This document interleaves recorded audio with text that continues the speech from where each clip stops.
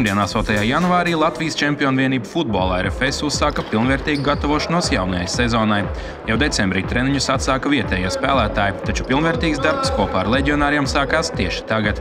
Pirmajā treniņā vēl nepiedalījās leģionāri no Serbijas, kā arī Jānis Ikaunieks, taču viņa komandai pievienosies jau tuvākajās dienās. Mazliet vēlāk Latvijā atgriezīsies Emersons. Kopā ar komandu jau trenējās jaunpienācēji Mārtiņš Ķigurs, Jevgeņijs Miņins, Jānis Beks un Dāvis Cucurs, kurš jau tuvākajā laikā kļūs par komandas jaunāko papildinājumu. Tāpat treniņu procesā piedalījās arī spēlētāji, kas RFS rindās atgriezušies noslēdzoties īres līgumiem. Otrs labākais pērnā gada virslīgas spēlētājs Adams Marhievs pēc treniņa atzina, ka ir labi atpūties un priecājas atkal satikt komandas biedrus.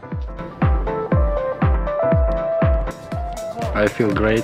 I feel like I had a good holiday.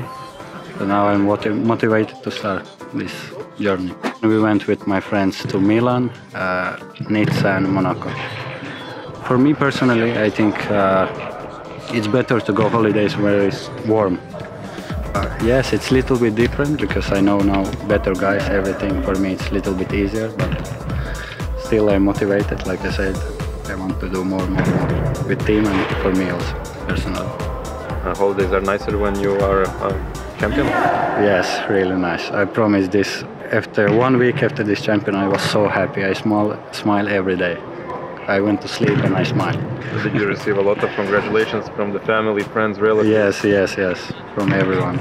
It was one of the happiest days in my life, I can say so. I missed guys, I missed ball, I missed football, so it was.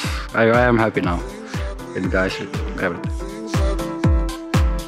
Janvārī RFS trenēsies tepat Latvijā, Olimpiskajā centrā un LNK sporta parkā. Jau 19. janvārī RFS Liepājā aizvadīs pārbaudas spēli ar Lietuvas čempioni Paņevežu, bet vēlāk piedalīsies Livonijas kausa ziemas turnīrā, kur tiksies ar Igaunijas klubiem Kalev, Paide, Nomekalju un Flora.